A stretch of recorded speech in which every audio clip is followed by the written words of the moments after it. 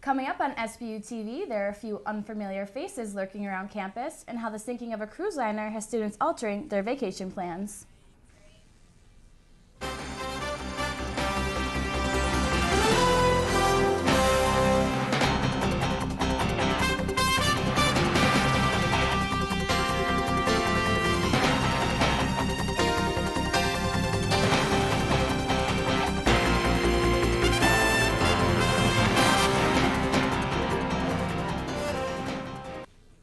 Hello and welcome to SBU-TV. I'm Megan Sidori. And I'm Kate Glennon. St. Bonaventure is known for its academics, Franciscan values, and its coyotes. SBU-TV's Brittany Whalley took a look. With canine teeth, a reddish-brown complexion, these four-legged beasts have been heard howling around campus. A St. Bonaventure notice board was sent out Tuesday morning regarding sightings of coyotes on the athletic fields. Although these animals pose little risk to humans, Vito Ches, Director of Safety and Security, believes safety precautions should still remain in effect. The safest thing to do is just make noise as you're walking through. Like any other animal, they could be aberrant and they can be dangerous under the wrong situation. And remember, dogs should remain on a leash at all times when coyotes are present. Although the weather is unusual for January at this time of year, spotting coyotes on campus is not. There's been others in the past, not the recent past, but typically you'll hear them, but you won't see them. Coyotes are usually seen traveling in large packs, but they mainly hunt in pairs. So if you see one, most likely another is not far behind. For SBU-TV, I'm Brittany Whalley. Anyone who spotted a coyote should contact Safety and Security immediately. The recent sinking of a cruise liner off the Italian coast has left many questioning the safety of these massive ships. Megan Annis took a look at how the St. Bonaventure community is reacting to the incident. With the seasons taking a turn for the worse in many parts of the country, a warm weather getaway on a cruise might seem like the great escape. However, in light of the recent accident involving the Costa Concordia off the shores of Italy, how will the sinking of this massive cruise ship affect people's opinions on booking their next vacation aboard one of these vessels? With 16 already confirmed dead and 17 still missing, I took a look at how the St. Bonaventure community is reacting to the tragedy and whether or not it has changed their views about vacationing on the water. Michael Goy, a senior at St. Bonaventure, says that despite the incident aboard the Concordia, he would not hesitate to vacation on a cruise liner in the future. I mean, I feel like you're taking that risk no matter what you do. If you get on a plane or, you know what I mean, you're on the interstate and your tire blows, you could get in a pile up. Granted, it's a very unfortunate event, but it wouldn't impair any future judgments of traveling. Bonaventure senior Emily Young, who has been on several cruises, says there are many safety procedures that all passengers are required to be aware of. You do about a half-an-hour procedure where you have to take your life vest out of your bunker and do everything and make sure that you go through all the safety procedures. And, you know, it's typical. Everyone thinks that it's silly and frivolous, but in this case it really must have been beneficial because of the unfortunate situation. Despite the safety procedures, sophomore Andrew Luizo is not convinced about the safety of vacationing aboard cruise ships. After 9/11, a lot of people were afraid to fly for a long time. And I think it'll last. I think less people will be going on cruises, at least for a short period of time. For SBU-TV, I'm Megan Annis. Despite the risk involved, nearly 6 million Americans went on a cruise last year. How do college students spend their money? I checked out the numbers. College costs include tuition, housing, university fees, and textbooks. But the hidden costs are what students and parents should be worried about. I waste a lot of money every week, and if my dad knew what I wasted it on, he wouldn't be very happy. According to a study done by the University of Missouri, about $33 billion is spent on back-to-school items. They include electronics and computer-related equipment, clothes and accessories, housing decorations, school supplies, shoes, and collegiate branded gear. In addition, $29.4 billion is spent on non-essential items like snacks, drinks, alcohol, clothes, shoes, personal care items, movies, music, and video games. So why are so many students spending money on unnecessary items? A lot of peer pressure out there, by your friends to go out, eat, have a good time, a few drinks on the weekend, watch the football game. You're only in college once, and I try to have the most fun I can, which means spending quite a bit of money on things I probably don't need to spend it on. Whether a parent is helping to pay for some of these expenses or students dig money out of their own pockets, there are ways to save the green. I buy stocks so I can hopefully make a little revenue off of them. It's important to be responsible with your money so you can plan ahead and save money for the future. For SBU-TV, I'm Megan Sidori. Another great money-saving trick is to set aside a little cash every week to put into a savings account. As winter reaches its peak, many outdoor enthusiasts hit the slopes of nearby Holiday Valley to ski and snowboard. SBU-TV's Shannon Shepard explored safety tips for first-time skiers. With St. Bonaventure and its surrounding communities just a short drive from one of the East Coast's hottest resorts, skiing and snowboarding become popular sports. I visited the boardroom in Ellicottville to learn tips for those interested in trying skiing for the very first time. Ski boots are not meant to be comfortable. They're meant to keep your foot tight in place. So smaller the better. You don't want the circulation to get cut off. You don't want your toes curled over like this, but you want it comfortably snug, no pressure points. Always be aware of your surroundings, who's behind you, who's in front of you, and trying to avoid going straight down the hill. Because if you do that, then the risk of falling is tenfold. And what if you're curious about trading your 2 skis for 1 snowboard? There are 2 ways that you can go down the hill on a snowboard, obviously. Your left foot forward or your right foot forward. Now, left foot forward is called regular, and right foot forward is called goofy. You want to make sure everything is adjusted properly. So that means your straps right here, same with this, same with your toe strap. You really want to make sure that you have a safety leash on snowboards, which is right here.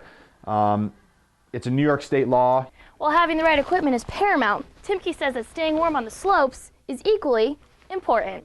Holiday Valley and Hollymont, they have some high-speed quads, which means you're going to get to the top of the hill faster, but it means you're going to pick up more wind and cold. You want to start out with stuff like this. We call it first layer. Now this stuff just happens to be from Quicksilver, but it's like an Under Armour feel. It's gonna soak up your sweat and eliminate the moisture. And slope style is important even down to your little piggies. 1 good pair of socks is all you need, seriously. Because when you put on more cotton socks, it makes your foot sweat more, it throws off the fit of your boot. With safe equipment and layering techniques, any newbie is now ready to plow through the powder. For SBU-TV, I'm Shannon Shepard.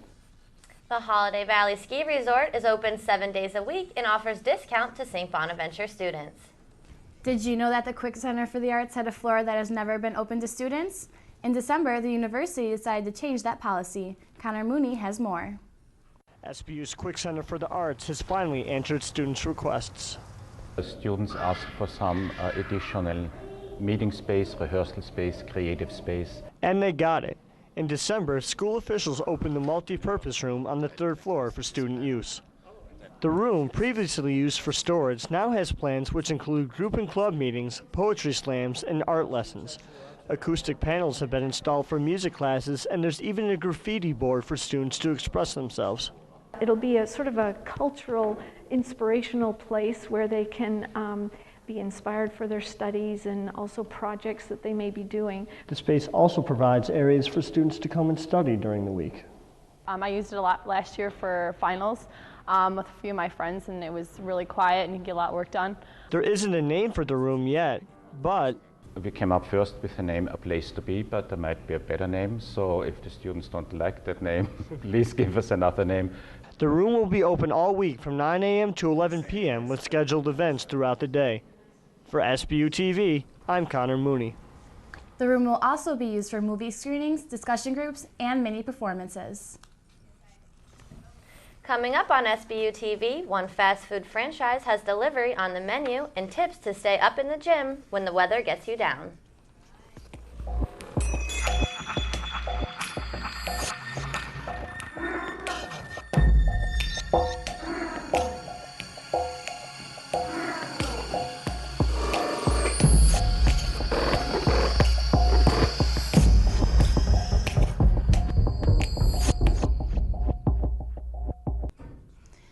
Burger King has started delivery services to several franchises. Dan Mitchell took a look. McDonald's, Burger King, and Wendy's have been known for convenience and quick service, but now Burger King has taken the term fast food to a new level. Between 11 a.m. and 10 p.m., customers can order their food for an additional $2. Burger King is testing out their delivery services in 10 locations in the Washington, D.C. area and 6 locations in Virginia.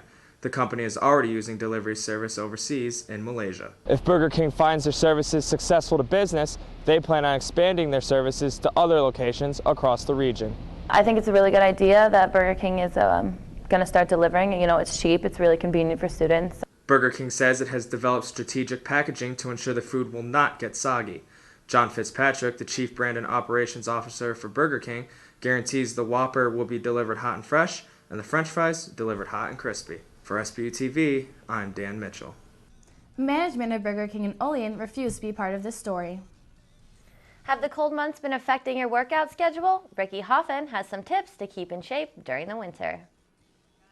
Many people believe that the wintertime has a negative effect on staying in shape. Because it's nasty outside, you don't want to do a lot of activities out there, but it's not. Just come in here, grab a treadmill.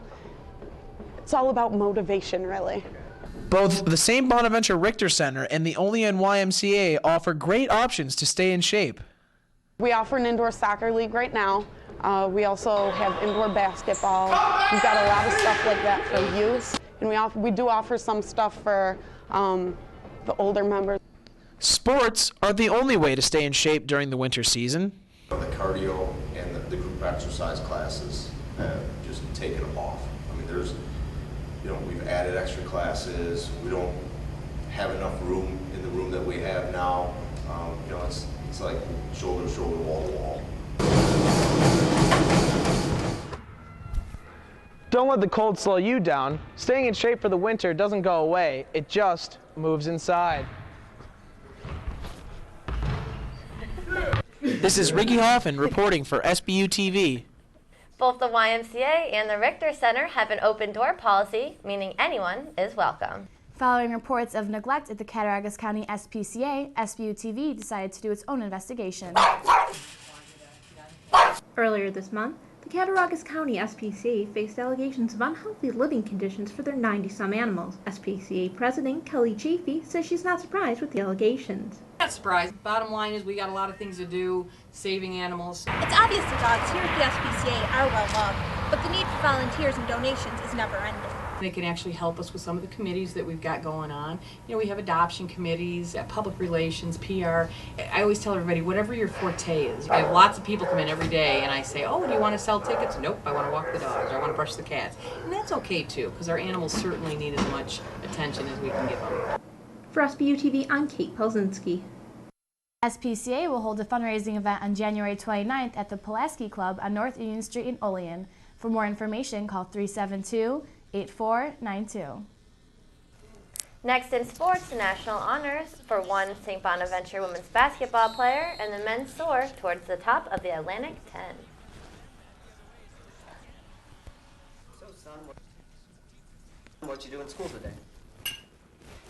Well, first I went to spelling, and then that was over. And then study hall, and then that was over. And then it was lunchtime, so I went to lunch. And then I ate it, and then lunchtime was The less over. art Then kids we had get, recess, and then that the was more it over, shows. And then school was over, and now I'm here. Are yours getting enough? Sounds like yesterday.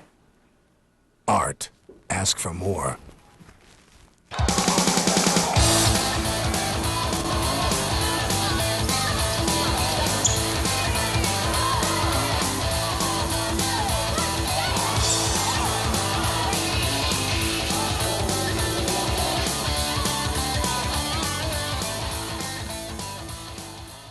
For sports, I'm Tyler Diedrich.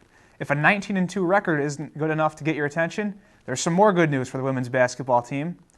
Senior Jessica Jenkins has been named National Player of the Week by the United States Basketball Writers Association.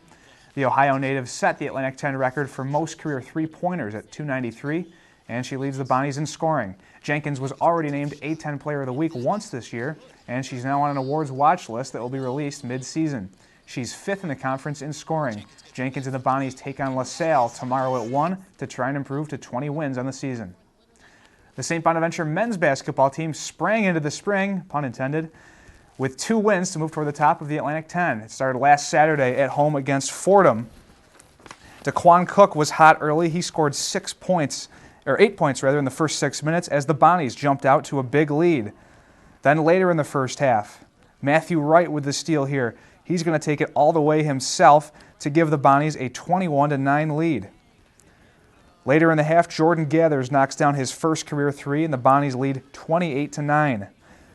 Then even more players getting into the act. Chris Johnson knocks down a 3 here, 33-11 Bonnies. Don't forget about the big man. Here's Andrew Nicholson muscling his way inside. He led the Bonnies with 19 points. Then Charlon Kloof hit a 3 to make it 41-17. And then back to Cook. He hits a jumper here just before the buzzer. He scored 12 in the first half, and the Bonnies led 49-18. It was one of those days for Fordham coach Tom Pecora, and the Bonnies didn't let off the gas in the second half. Demetrius Conger, the long pass ahead to Gathers for the slam here to make it 62-27. Gathers had a career-high 12. Then here's Eric Mosley hitting a 3 later in the half. And then the walk-ons got into the action. Olean native Zach Moore scored 4 points.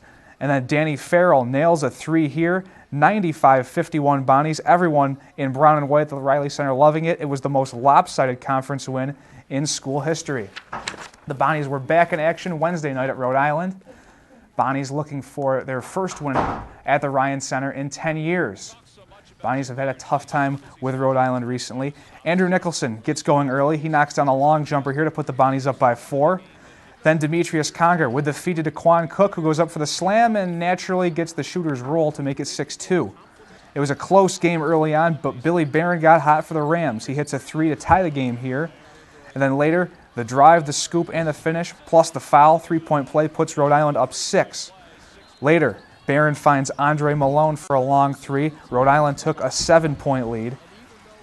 And then it's Barron again for 3. He had 12 on the night. Rhode Island led 40-30 at the break.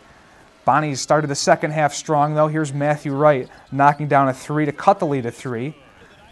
And then Charlon Kloof, the lob inside to Andrew Nicholson, who scores and converts the 3-point play. He had 16 on the night. Bonnies started the second half on an 11-0 run. Then later in the second half, Cook with the jumper here to put the Bonnies ahead 59-57. He led the team with 18. Tied again at 59, Matthew Wright with the floater puts the Bonnies up 61-59 with under 2 minutes to go.